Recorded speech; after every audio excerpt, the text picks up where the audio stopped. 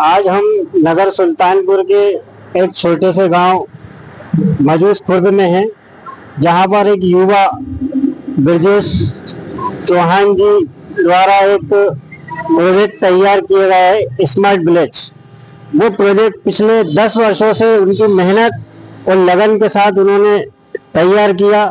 10 वर्षों से लगातार वो अपनी मेहनत के बाद आज वो इस मुकाम तक पहुंचे हैं कि प्रोजेक्ट तैयार करने के बाद जो है कि कहीं ना कहीं सरकार से एक उनकी मंशा है कि इस प्रोजेक्ट को सरकार देखे और कहीं ना कहीं इस प्रोजेक्ट को बढ़ावा दे और सरकारी जो योजनाएं होती है इस प्रोजेक्ट को उनकी योजनाओं में शामिल करे, जिससे आमजन, युवा, गरीब, किसान सबको लाभ मिल सके। आज हमारे साथ में ब्रजेश चौहान जी हैं। हम उनसे जानना चाहेंगे ये स्मार्ट विलेज क्या है और लोगों को इससे, ग्रामीण क्षेत्रों में किसानों को और आम जनों को क्या सुविधाएं उससे मिलेंगी। तो चौहान जी, जो स्मार्ट विलेज आपने बनाया है, कितने वर्षों से आप इस पे काम कर रहे थे और अब ये तैयार हो गया है, और किसानों से लेके, आम जन से लेके, युवाओं से लेके, मतलब क्या योजना है और क्या लाभ इन लोगों को मिल सकता है? देखिए, मैंने पिछले 10 वर्षों से इस पर मेहनत कर रहा हूँ। इस प्रोजेक्ट को मैंने बहुत सारे गांव घूमे, उनकी समस्याओं को समझा, उसके उपरांत मैंने इस प्रोजेक्ट को आखिरी रूप दिया है। और यह प्रोजेक्ट ऐसा है कि भारत के अंदर 15 से 35 गांव को मिलाकर एक शहर बनाने, एक व्यवस्थित संगठित 100 एकड़ जमीन पर एक नया शहर बनाने का आइडिया है। इसमें हर वर्ग का बहुत सारा फायदा है। एक गांव को मिलाकर एक शहर बनाने का आइडिया है, जिसमें 80% पॉपुलेशन स्मार्ट विलेज में रहेगी और 20% गांव में रहेगी। ये 30,000 की जनसंख्या पे एक स्मार्ट विलेज प्रोजेक्ट बनाने का आइडिया है, जिसमें 6,000 परिवार रहेंगे। 6,000, प्रत्येक 6,000 परिवार पर एक स्मार्ट विलेज प्रोजेक्ट बनेगा। सुविधा ग्रामीण क्षेत्रों में जो आपके स्मार्ट विलेज से बता रहे हैं, तो वो ऐसी कौन सी योजना है या कौन सा प्रोजेक्ट है जिससे ग्रामीणों में जो है कि किसानों को भी इससे लाभ मिले? देखो, स्मार्ट विलेज प्रोजेक्ट के अंदर किसानों को बहुत ज्यादा फायदा मिलेंगे। स्मार्ट विलेज प्रोजेक्ट में हर वर्ग का बहुत फायदा, इसमें बहुत सारी सुविधाएं रहेगी।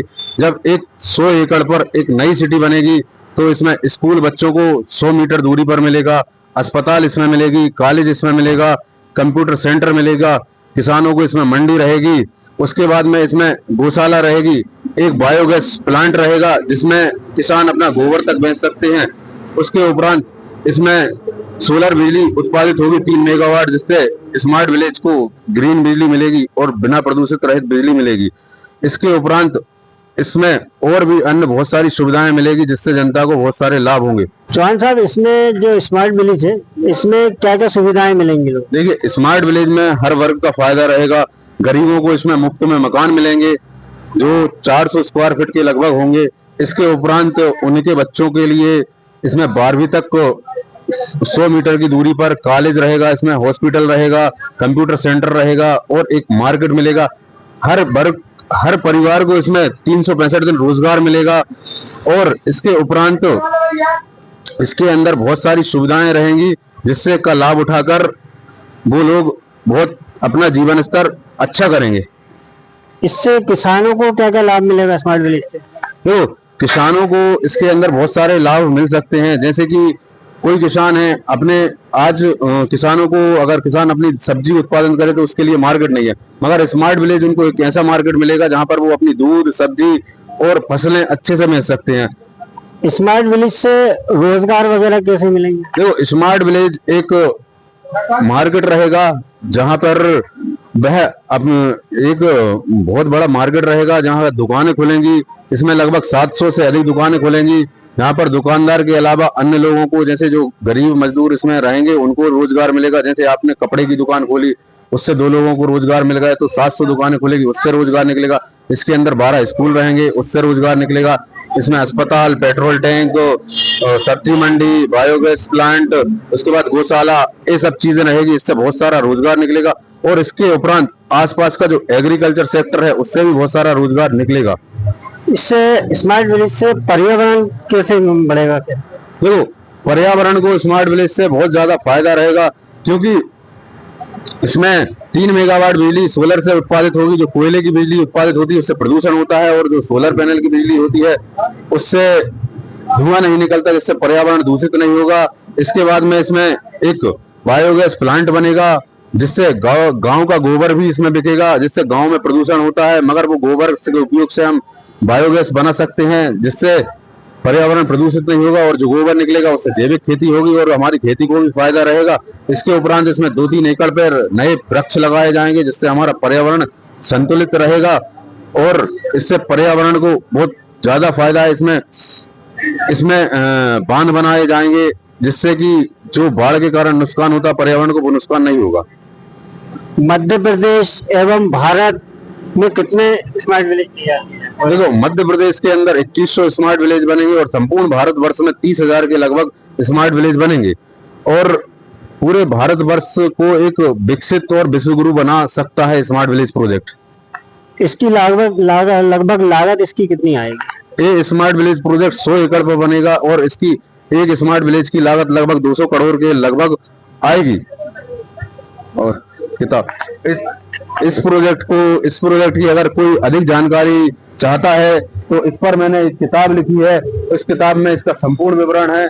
कोई भी युवा या गरीब या कोई भी है जो इस प्रोजेक्ट को जानना चाहता है तो मेरे एक इंस्टाग्राम आईडी है, उस पर जाकर बायो में इसकी लिंक दी गई है, वहां से ये बुक प्राप्त कर सकता है और इस बुक में स्मार्ट विलेज की संपूर्ण जानकारी उपस्थित है।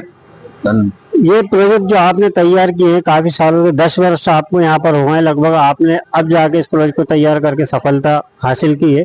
अब आप सरकार से क्या मदद चाहते हैं कि जो आपका स्मार्ट विलेज जो आपका प्रोजेक्ट है वो सरकार देखे और अपनी शासकीय योजनाओं के अंदर इस प्रोजेक्ट को शामिल करे और ताकि सरकार की ये समझ में आए तो आपको भी इसका लाभ मिले और बाकी ग्रामीण क्षेत्रों को भी इसका लाभ मिले। सरकार से आप क्या मदद चाहते हैं? देखिए, सरकार अभी भी बहुत सारी योजनाओं पे, इन्हीं योजना पे जैसे जल हुआ, शिक्षा हुई, उसके उपरांत सड़क है, पानी की टंकी है और किसान है, इन पर बहुत सारा खर्च कर रही है, मगर वो खर्च अव्यवस्थित तरीके से कर रही है।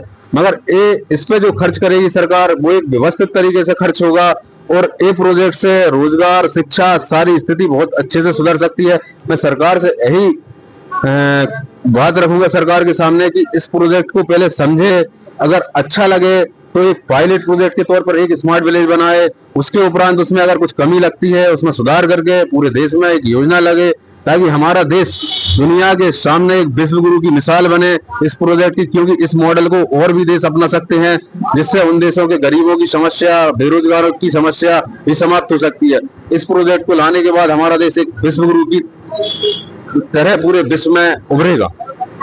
आपके ये प्रोजेक्ट तैयार करने के लिए मतलब क्या प्रयास किए गए और आपको ऐसा क्यों लगा कि मुझे ये प्रोजेक्ट तैयार करना चाहिए जिससे लोगों को भी लाभ हो?